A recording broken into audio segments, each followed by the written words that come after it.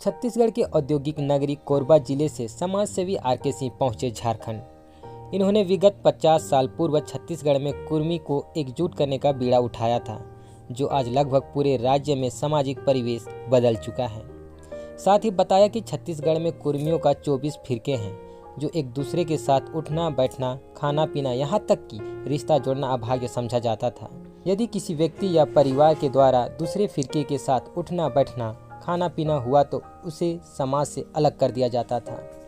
वहीं आज आर.के. सिंह का 50 सालों के मेहनत का रंग चमचमाता दिख रहा है। उन्होंने छत्तीसगढ़ के बाद अब झारखंड के कुर्मियों को एकजुट करने का बीड़ा उठाया है। तो चलिए जानते हैं छत्तीसगढ़ के कला संस्कृति के साथ कुर्मियों के 24 फिरके की इतिहास।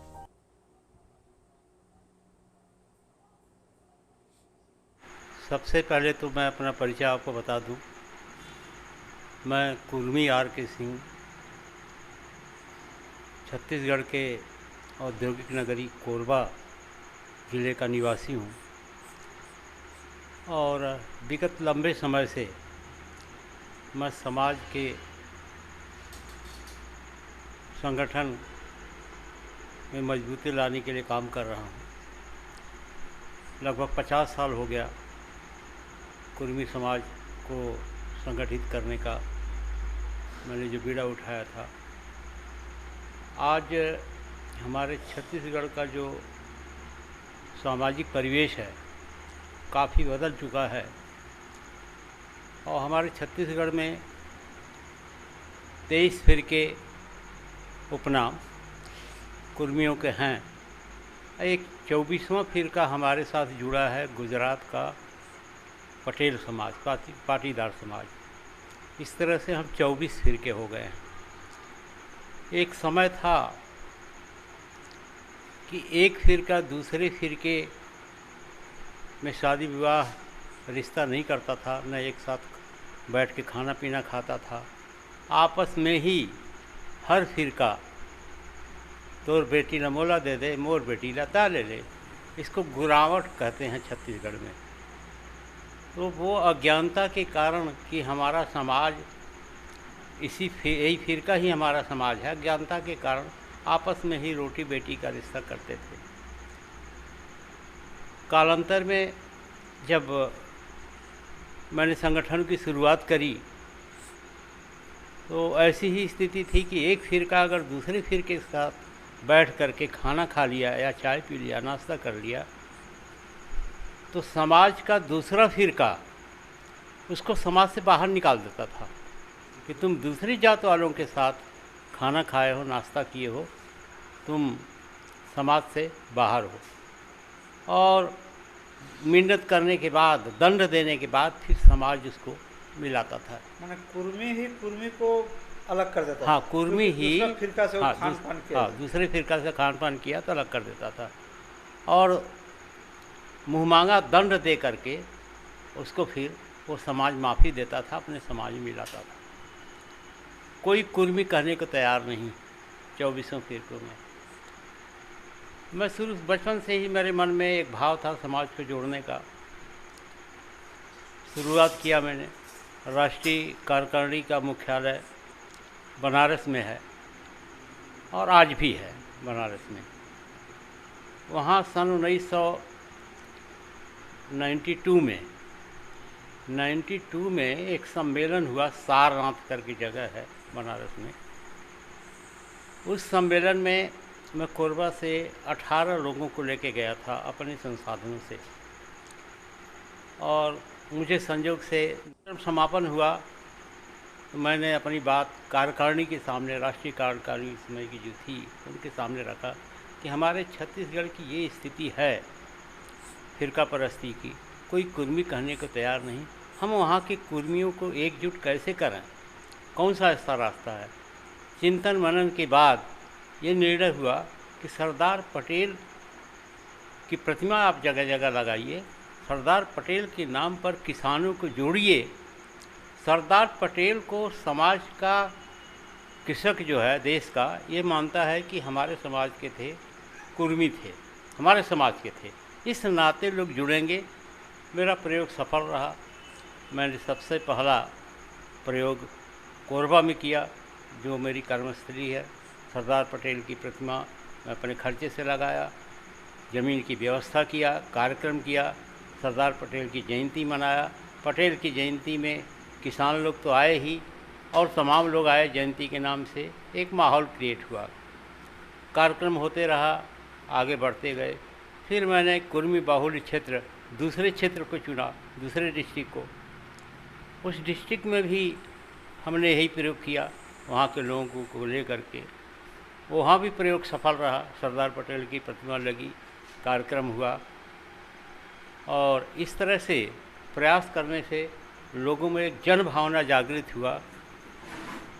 एक सबसे बड़ी बात जो हमारे एकता का हुआ, छत्तीसगढ़ मध्य प्रदेश दोनों एक ही था, मध्य प्रदेश में ही छत्तीसगढ़ था, अलग नहीं हुआ था।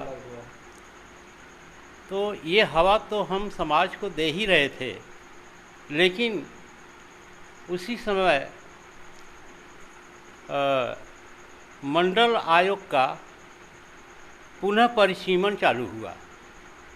दिग्विजय सिंह जी नेता प्रतिरक्षी थे, पटवा जी का शासन था। तो वो दिग्विजय सिंह जी ने ये कहा, तत्कालीन सीताराम केसरी भारत सरकार के कल्याण मंत्री थे, कि अगर कुर्मियों को पिछड़ों में नहीं लिया जाता तो हम चुनाव नहीं जीत पाएंगे।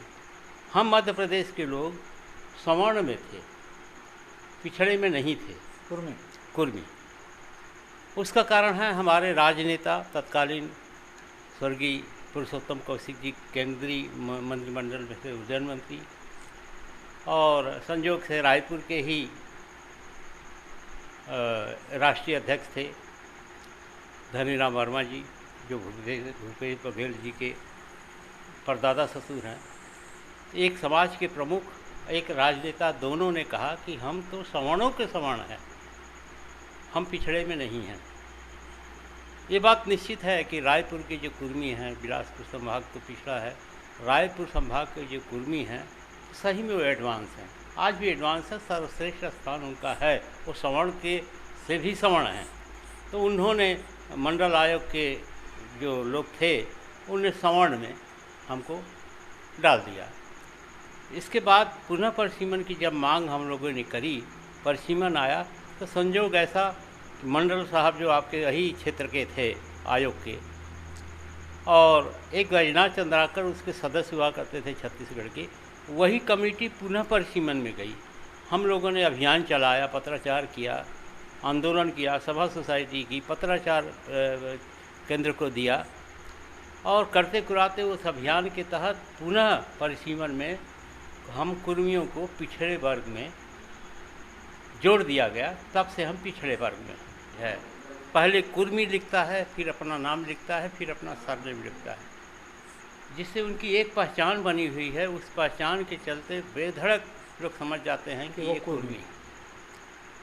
92 के सम्मेलन में प्रस्ताव पास हुआ सारनाथ बनारस में कि हम लोग पटेल अपने सरनेम के आगे लिखेंगे, अपने नाम के आगे पटेल लिखेंगे।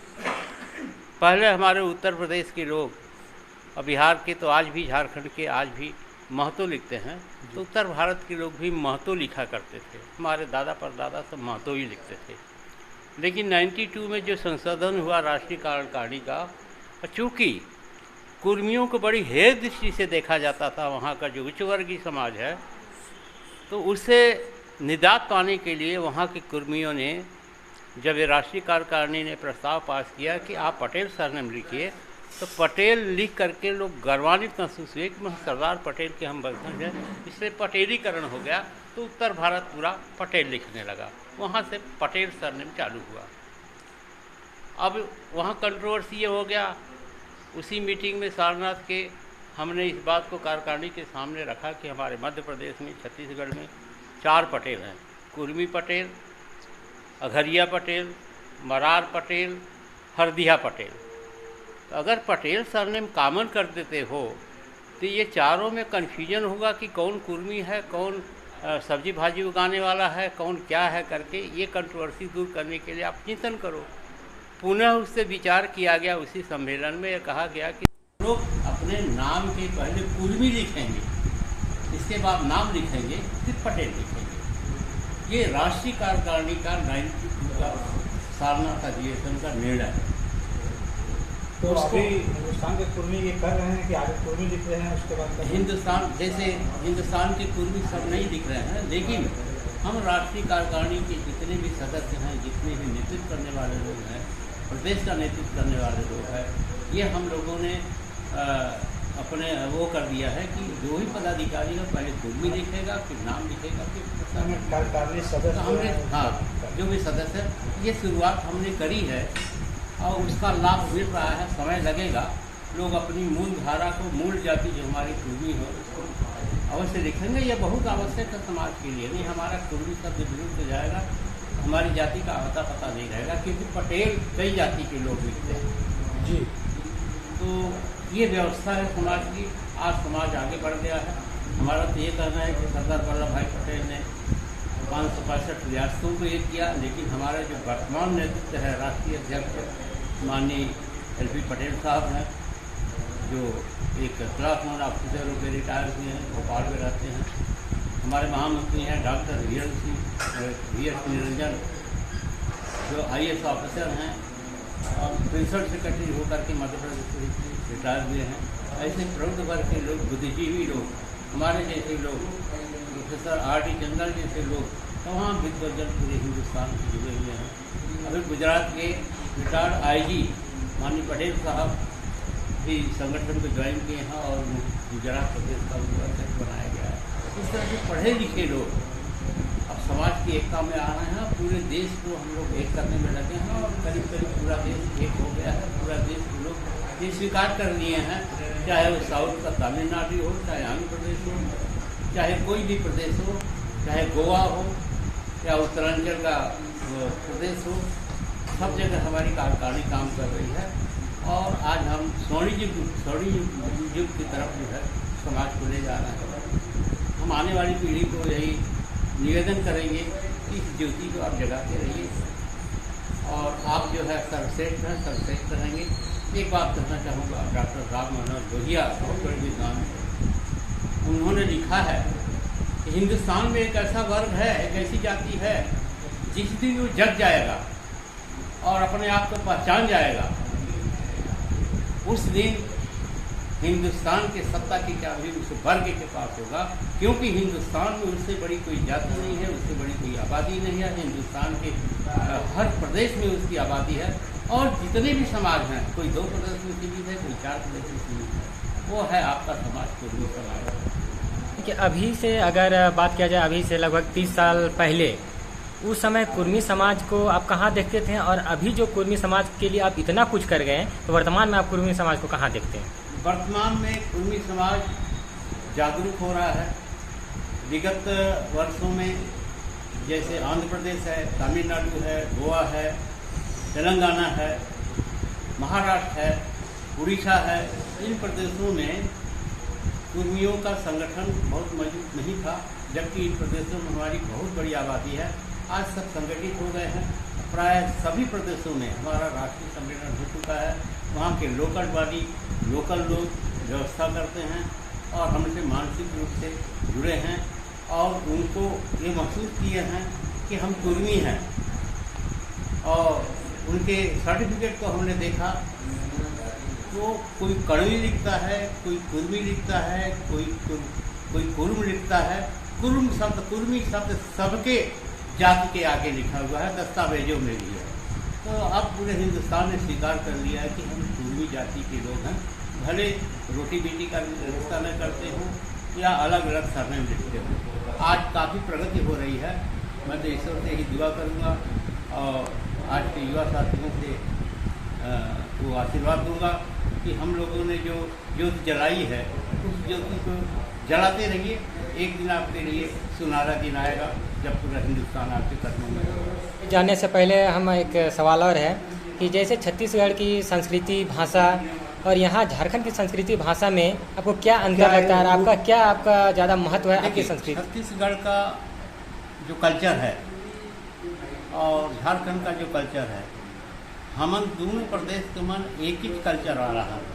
आप मन यहाँ अलग अलग नाम से झारखंड के कार्यक्रम होते, हमारे यहाँ कर्मा होते, ददरिया होते, कर्मा हमारे यहाँ। हाँ, कर्मा, ददरिया, सुआ नाचा, ये सब हमारा गाड़ा नाचा, हैं, राउत नाचा, ये सब हमारे यहाँ की संस्कृति है, ग्रामीण संस्कृति है। अभी आप देखे भैया हमारे यहाँ हरियाली तिहार होते, अभी कुछ दिन पहले दी से भूपेश बघेल हमार मुख्यमंत्री घलो गेड़ी चढ़ के अपन चढ़ी से खुरमी जैसे अपन खात है यहाँ, वैसे ही हमारे यहाँ भी बनते, हमूमन बनाते हैं। हमूमन बिल्कुल संस्कृति हमारे छत्तीसगढ़ के मन के और झारखंड के मन के एक ही छब है, बहुत ज़्यादा फर्क नहीं है, एकदम नाम मात्र के फर्क है। और हमार मुख्य जो वहाँ की भाषा है छत्तीसगढ़ी भाषा है, बड़ी प्यारी भाषा है छत्तीसगढ़ी, बहुत मीठी बोली है। जैसे आप मन के यहाँ की लोकल भाषा हो, इसमें मीठी भाषा हम मन के छत्तीसगढ़ी। तो वहाँ के लोकल भाषा छत्तीसगढ़ी। हाँ। अच्छा, अगर झारखंड में मौका अगर आपको दिया जाए कि नए कुर्मी समाज को एकजुटता किया जाए, आपको कुर्मी समाज को स्तर को उठाने के लिए अब क्या कुछ नया करना चाहेंगे यहाँ? देखिए, यहाँ बहुत कुछ करने का है। सबसे बड़ी बात तो यह है कि यहाँ जो एक विडंबना है कि हम बड़े हैं, हम छोटे हैं, इस परंपरा से दूर हट करके ब्रॉड माइंडेड होकर के सबको ये स्वीकार करना पड़ेगा कि हम एक है, हम कुर्मी हैं। वहाँ संस्कृति और कल्चर को भी थोड़ा किनारे करना पड़ेगा। जैसे हमारे साथ जो आए हुए हैं चंद्रा समाज के लोग, ये सारे लोग, पूरा चंद्रा समाज कई जिलों में है, बहुत बड़ी इनकी जनसंख्या है। ये लोग कबीरपंथी हैं, कबीरपंथ के लोग हैं, लेकिन है कुर्मी, उनका फिरका आड़े नहीं आता। वैसे ही अगर किसी प्रकार का यहाँ कुछ है तो ये मान करके चलना पड़ेगा कि हम सर्वप्रथम कुर्मी हैं, इसके बाद हमारी उपशाखा है। एक भावना बनाएंगे तभी आने वाली पीढ़ी एक होगी और हम एकजुट में बन पाएंगे। यहाँ बहुत संभावना है काम करने का, और जब भी मुझे झारखंड के लोग याद करेंगे मैं आऊँगा। मेरा पड़ोसी प्रदेश है। जैसे आप छत्तीसगढ़ के चल करके झारखंड आए, झारखंड के विभिन्न धर्म स्थलों या विभिन्न पर्यटक स्थलों में घूमा, तो झारखंड के बारे में आप क्या कहना चाहेंगे, क्या अनुभव रहा है आपका? देखिए, झारखंड और छत्तीसगढ़ में कोई फर्क नहीं है, एक ही कल्चर है, एक ही सभ्यता है, करीब करीब एक ही बोली भाषा है। और यहाँ के लोग भी धार्मिक हैं, छत्तीसगढ़ के भी लोग धार्मिक हैं, कोई फर्क नहीं है छत्तीसगढ़ और झारखंड में।